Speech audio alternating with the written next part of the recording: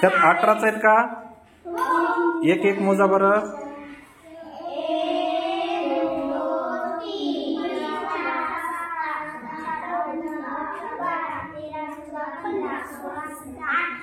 अठरा भरल्या. आणि किती वेळेस घेतले ते? किती गट्टे घेतले त्याचे? एक गट्टा मोजा ना. ते 3 सक 18. म्हणजे आपला पाडा कसा झाला आता? इकडं 3 आणि हे 6 वेळेस घेतले. 3चा गट्टा आणि किती वेळ घेतला? 3 सक 18. म्हणजे आपला हा असा अध्ययन निष्पत्तीनुसार 3 सक 18. आपल्याला अशा पद्धतीने पाडा तयार करायचा. 3 सक 18. आता 3 7. आता किती गट्टे घ्यावे लागतील? आता 7. 7वा नंबर आला ना. 7वी पायरी आली. 7 गट्टे 3 गोट्यांचे 7 गट्टे. 3 7 7 आहेत. आणि त्या जर गोट्या मोजल्या तर किती भरतील? आता 3चा आणि 7. 3 7 किती भरतील? त्या 21. हा. आता पुढे 3चा 8 घ्या. 3 8. 3 7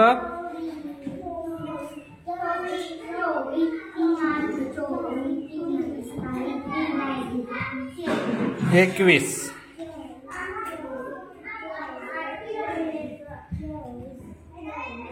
हा. 3 8. 3चे 8 गट्टे. 3 8 24. हा. पुढे 3 9. आता 3चे किती गट्टे घ्यायचे? 3चे किती गट्टे घ्यायचे?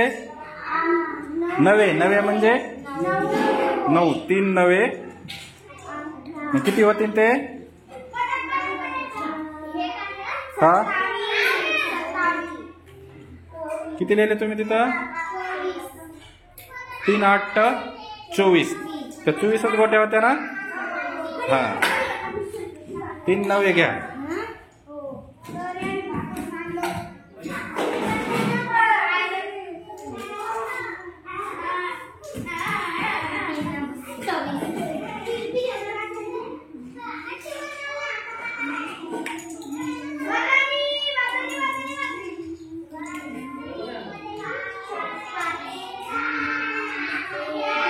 तीन 9 27.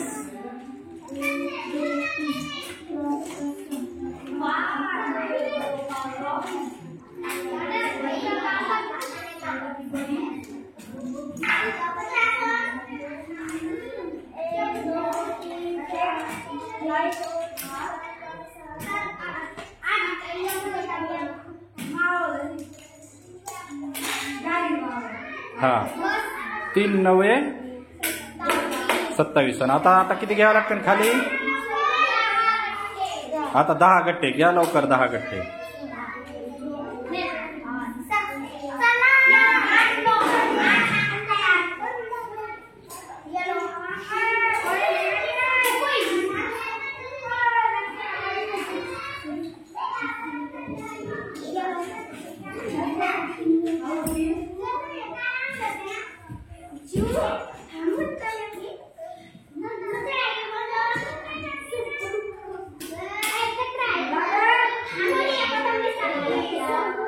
किती गट्टे घ्यायले तुम्ही? किती झाले ते?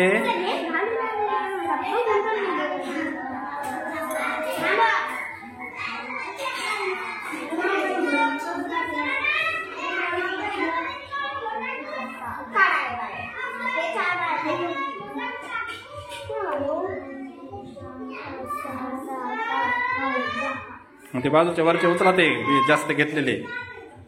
अरे ते जास्त घेतलेले उचला ते. हा. ठेवून द्या.